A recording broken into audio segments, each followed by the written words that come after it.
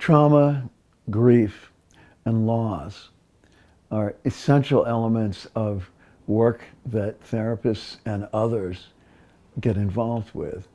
And we are facing a lot of it. And I happen to be right now down in Surfside, Florida, where a major catastrophe happened with a building, a large 13-story condominium building collapsed suddenly. And there's been many deaths and some survivors and lots of support from all over the world coming to Surfside, Florida, a small town, to help not only find people, but to help heal the community. And it's when an event like that happens that we see the best of what can be done and should be done on a much more general scale, which is that it's everybody working together. It's very open. It's transparent. It's like unified. It's not one therapist with one person in one room. Okay, it's like people coming together. And I've not been able to really do much in terms of that. I've been down here as a volunteer, basically working on food distribution or creating food that's provided for the rescue operations. And in fact, tonight there's going to be a dinner with the Israeli rescue team. One of the reasons I actually came to this town is it has a unique Jewish community, which was very central in Surfside, with Jews from all over the world, a lot of Latino Jews and Israelis and so forth.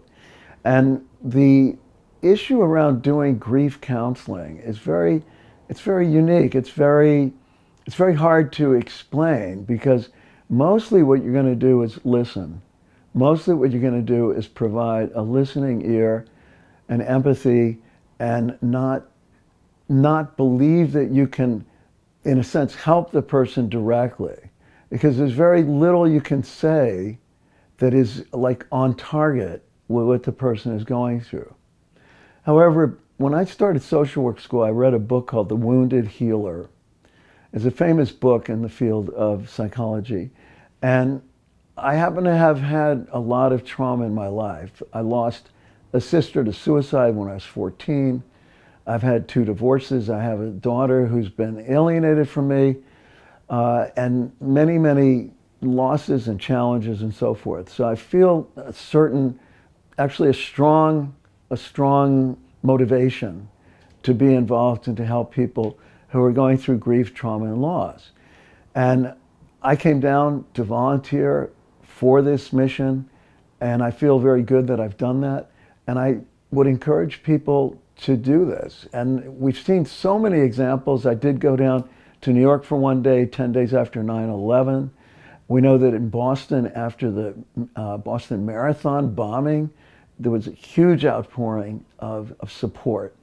And so all the events in the United States, for example, that have been really openly events of trauma and grief have brought together the kind of support that is needed in general. So it shouldn't take a catastrophe to bring out these issues, to bring out these elements, to bring out this support, to bring out this vitality. And it's great to see the vitality, and it's very tragic to see the losses and to hear it directly from those who have survived, the survivors of people who've lost. I did meet one, an Indian man and his wife and son from Birmingham, UK. They lost a daughter, son-in-law, and 13-month-old baby in the disaster. And just that experience alone was very powerful, but the overall sense of coming together is very powerful. And I want people to recognize how important that is.